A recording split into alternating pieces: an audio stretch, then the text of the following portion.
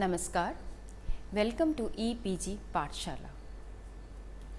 In continuation with our other modules, welcome which are related to separation techniques and identification.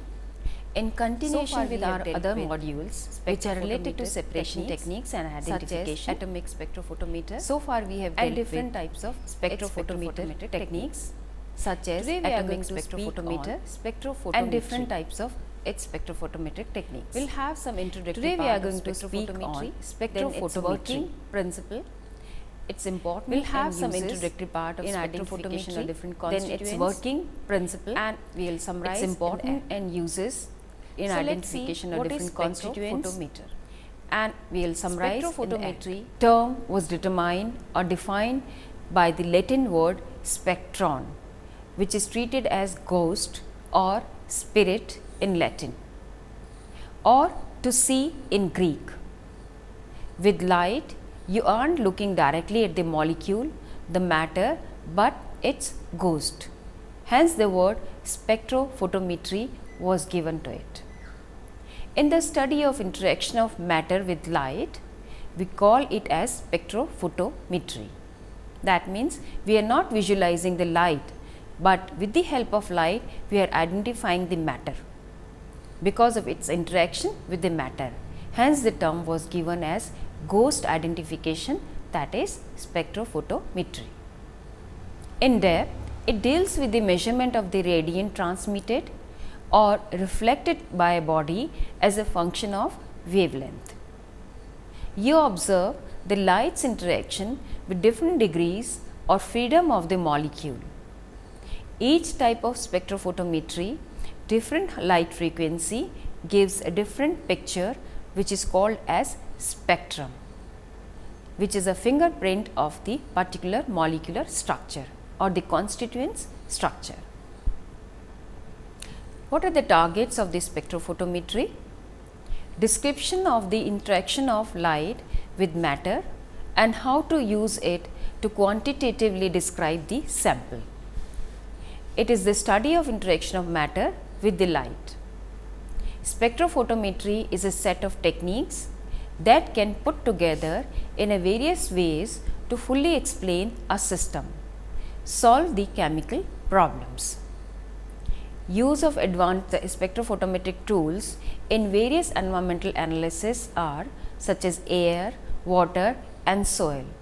Nowadays, the spectrophotometer is very widely used to identify the different constituents present in the air also, water, soil, to solve the environmental issues. What does a spectrophotometer measures? As it is said earlier that it is nothing but the interaction of light with the matter. So, interaction of light with the sample means it influences the sample or the light. This involves in two ways: excitation and detection. So, it is clearly shown in figure that this is the sample when it is interacted with the light, which is nothing but electromagnetic waves, and due to the interaction you have the two kind of results, that is characterization, that is characterize light after sample, or characterizes changes in the sample, which we call as photocaustic specification. This borders on photochemistry. There are other excitation source also, but we will be focusing on light interaction with the sample and as a result its identification or characterization. What is electromagnetic spectrum? In spectrophotometry, electromagnetic radiation is used to probe atoms and molecules. So, electromagnetic radiations exhibits a wide spectrum and specific range of wavelengths which have different names as elucidated in the figure. The energy of electromagnetic radiation is inversely proportional to its wavelength, which is very clearly given by the equation E is equal to hc upon lambda, where lambda is the wavelength, h is the Planck's constant and c is the velocity of the light, which is very common equation. So, here it is very clearly shown that the electromagnetic radiations and it uses in spectrophotometric technique you have a wide range of different frequencies, but our visible range is 400 nanometer to 700 nanometer, which a human eye can visualize. The theory behind the spectrophotometry technique is the light can be considered as a wave, hence we called it as electromagnetic wave. This wave has two components, electric component and magnetic component, which are perpendicular to each other as we indicate by the thumb rule. Electromagnetic radiation exhibits a direction of propagation and wave-like properties such as oscillations. The energy E of the electromagnetic radiation defined as H is equal to h nu or H is equal to hc upon lambda, the very common and significant Einstein equation, where h is a Planck's constant, v is the velocity of light, lambda is the wavelength and nu is the frequency of the wavelength. Light as electromagnetic radiation and can be described as wave in space and time. The electric and magnetic field vectors are directly perpendicular to each other as it is shown in the figure. The red colored wave indicating of electric field, whereas the bluish color indicative of magnetic field, and it is clearly depicted in the figure. They are perpendicular to each other and moving in the direction of propagation as per the thumb rule. Light in the perception of color is the basis of the theory, where the light or electromagnetic radiations when falls on a substance, that is sample, three possibilities are there. It can be reflected by the substance, it can be absorbed by the substance, or some can be absorbed and the remainder can be transmitted or reflected. The reflection of light is not of interest in the spectrophotometry. The color we see in a sample of solution is due to the selective absorption of certain wavelengths of visible light and transmittance of the remaining wavelengths. A molecule or a substance which absorbs light is known as chromophore. Chromophores exhibit unique absorption spectra and can be defined by a wavelength of maximum absorption as lambda max. Absorption and their complementary color can be very clearly depicted by this small table, where you have wavelength and the corresponding color which is absorbed and the color which is being observed on the other hand as the complementary color. For example, if the wavelength of the light that is falling is from 380 to 435, which we treat as high energy wavelength because this is shorter wavelength, so this will be in the range of violet. So the color observed will be yellowish green, which is light in energy. On the other hand, in the bottom, if we can see the 650 to 780 range of wavelength, which is the highest wavelength, but we treat it as a low energy wavelength, which corresponds to red color. Hence, the observed color will be in the blue green region. So, this chart helps in determining the color we see and the corresponding color which is being, that means the other side of the color which is being absorbed by the sample molecules. The whole spectrophotometry theory is based on Lambert's-Beer's law, which defines the transmittance and absorbance of the light which is being thrown on the sample. So, in the figure, this square box, it is nothing but a sample which is present in a particular area or in a particular vessel. So, absorbing molecules are present in this, either in the pure liquid form or in the solution form. This has a particular length which is treated as L. The source of light, that is electromagnetic radiation, is falling on the sample, which we call as incident light. As we have told earlier, either they are absorbed or transmitted through. So, the transmitted light will be observed by the detector. So, the sample, the concentration of the liquid or the concentration of the constituent present in the sample are the major key points which are going to help that how much the light will be transmitted or how much the light will be absorbed on the basis of the characteristics of the constituents. Suppose the intensity of the light entering into the sample is I0, that is the incident light, as it is clearly shown in this figure, incident light I0, and the exiting the sample is L, that is called transmitted light, only L. Then the ratio I upon I0, that means the transmitted light upon the incident light, which gives an indication of what fraction of light entering the sample is found exciting the sample, and is called transmittance T. So, equation wise we can see the transmittance is nothing but it is equal to I, that is the transmitted light, upon the intensity of the incident light. Absorbance A is defined as negative logarithm of transmittance T, which is the direct measure of how much light is absorbed by the sample. So, absorbance A is negative log T, that means negative log intensity of the transmitted light, intensity of the incident light, which is equal to log the intensity of the incident light I0 upon the intensity of the transmitted light. So, Lambert's-Beer's law can be very clearly depicted. Let us consider two sample solutions of different concentrations, one fairly dilute and the other very concentrated, because the number of ions which absorbs the light, incident light, will affect the transmitted light which is passing through the medium. So, these two different concentrations of one chemical species will absorb light of a particular wavelength. When we pass a beam of light of the appropriate wavelength through the fairly dilute solution, we could see that the photons will encounter a small number of absorbing chemical species. So, we might expect a high percentage of transmittance and a very low absorbance. Similarly, when we pass same beam of light through the concentrated solution, we could observe that the photon will encounter a large number of absorbing chemical species, and we might expect a low percentage transmittance and a high absorbance. Thus, absorbance increases as the concentration of the sample increases.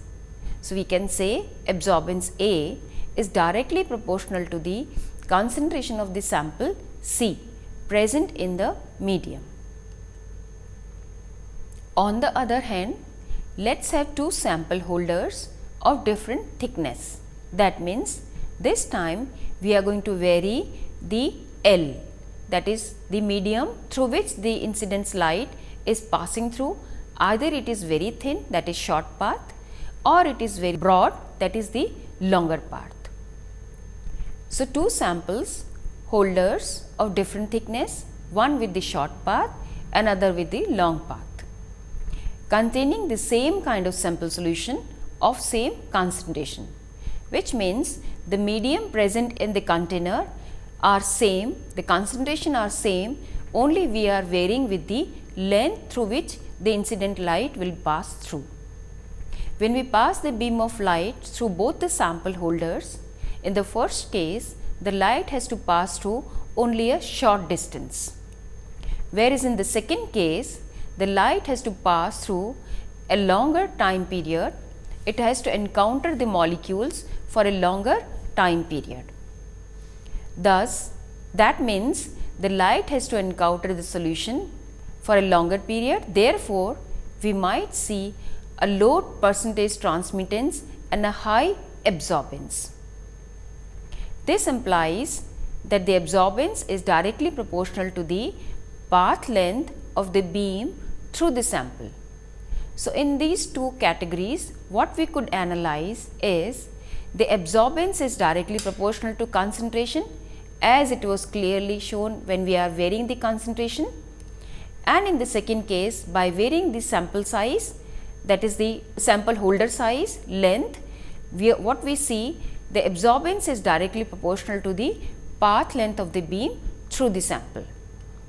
So in gist, what we can say that the absorbance A is directly proportional to path length L and also the concentration of the sample C, and this is nothing but Lambert-Beer's law.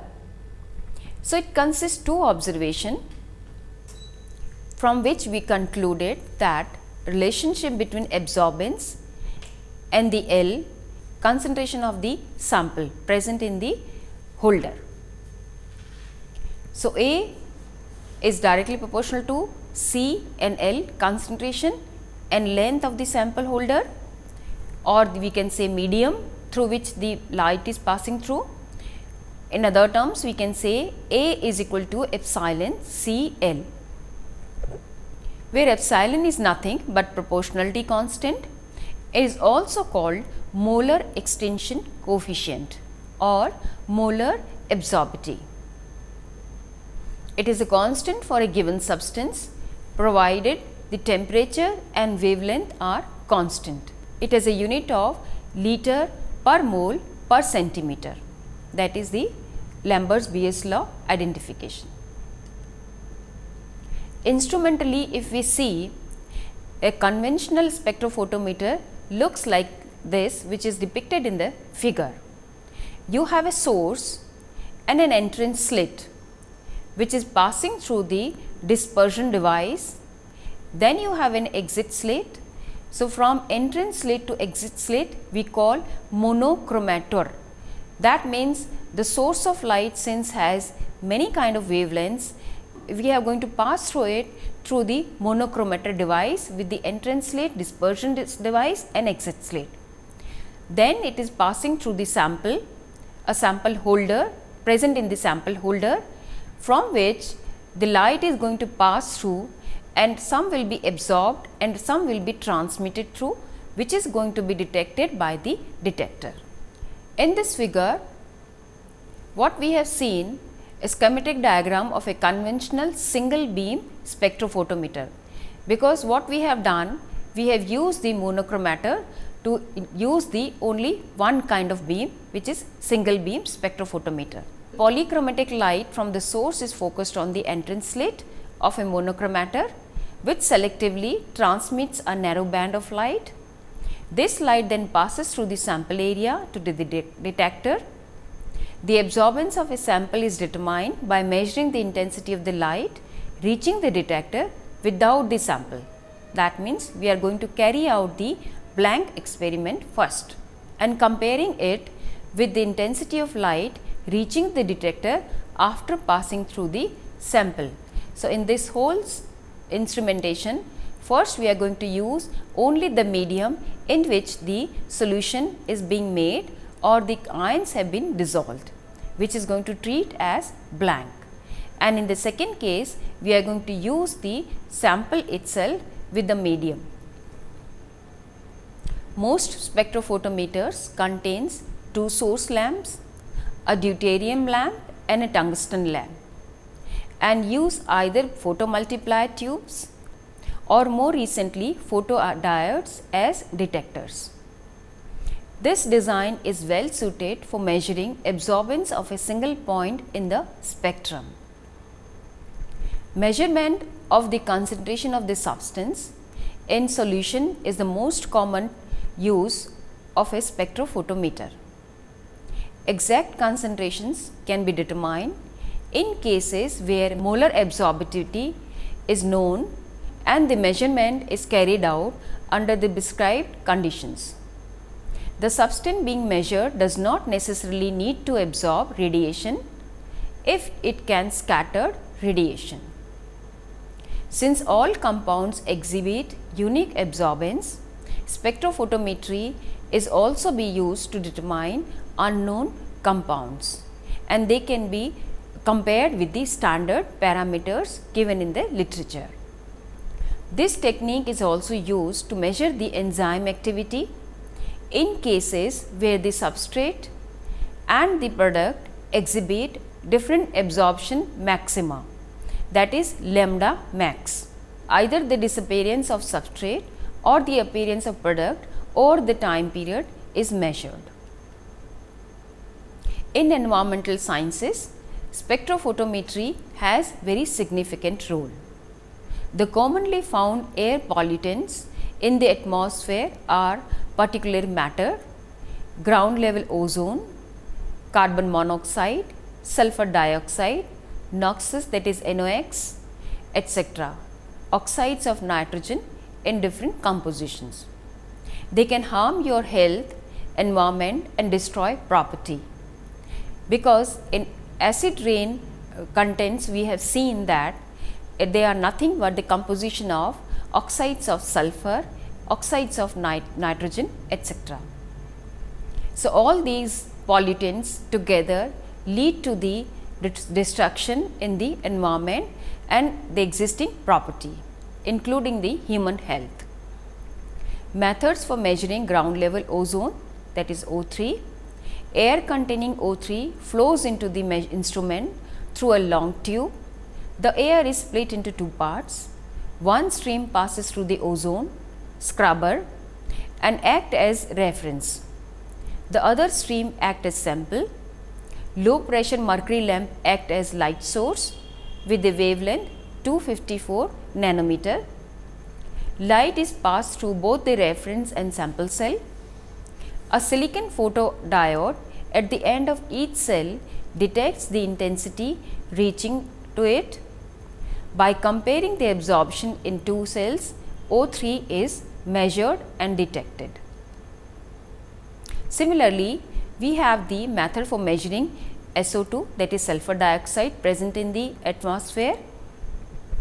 SO2 present in air is sucked by a pump and bubbled through and impregnated into potassium tetrachloromercurate, that is K2HgCl4 solution to form disulfonato mercurate complex, such as given in the equation. You have tetrachloromercurate HgCl4, where this can be used in the salt form as potassium. When it treats with sulfur dioxide, what we obtain is disulfonato mercurate complex with the liberation of hydrogen ions and chloride ions. Subsequently, this complex is reacted with p-rose-aniline dye and formaldehyde to form p-rose-aniline methyl sulfonic acid, which is very intensely colored red-violet. Concentration of the red-violet species is measured by noting absorbance as 548 nanometer. Likewise, spectrophotometric analysis can also be carried out with the water contaminants. For example, for bacterial contamination, the total bacterial contamination of water is one of the biggest concern, and they can be detected by using spectrophotometric technique. Since the standard bacterial testing is time consuming and can take nearly 2 days for a complete analysis, new ultraviolet visible spectrophotometry, which we call as UV-Vis spectrophotometric technique, it utilizes the measurement of light absorption to calculate the concentration of the bacterial levels in the water samples. This technique is cheaper, rapid and user friendly, making it a leading choice in analytical instrumentation of water quality analysis. For chlorine and fluoride quantification also, we can use spectrophotometric techniques. Level of chlorine and fluoride in the drinking water are also major concern nowadays. Chlorine is often added to water for disinfection. Thus, a small portion of the chlorine remains from this process. So, the water must be thoroughly monitored to ensure it is free from chlorine. UV-Vis spectrophotometric technique can be helpful to find out the concentration of these elements for both safety and effectiveness. Moreover, it also offers an effective, easy, non-destructive and chemical-free method for detection.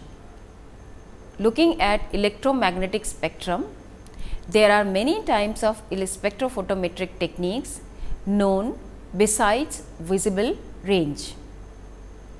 Many molecules exhibit characteristic signals under this technique and thus can be detected. For instance, variation between the atoms of molecules can be analyzed using IR and Raman spectrophotometry, that is infrared and Raman spectrophotometry. Light can be polarized so that all of the waves are in the same orientation. The study of the absorption of polarized light generally yields more information about the structure of the molecules. If the chromophores have optically active centers, circular dichroism, that is CD, measures the ability of chromophores to differentially absorb left and right circularly polarized lights. Optically rotatory dispersion, which is ORD, measures the ability of an optically active chromophore to rotate plane polarized light.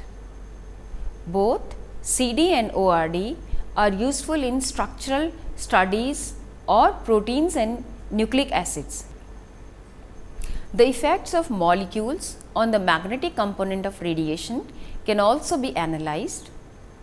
Nuclear magnetic resonance, that is NMR, helps to elucidate the structural information of organic substances, the interaction between the molecules and molecular motion. This method is based upon the principle that a spinning charge, that is nucleus, generates a magnetic field. Further, an electron also possesses a spin magnetic moment which can be analyzed by electron spin resonance, that is ESR.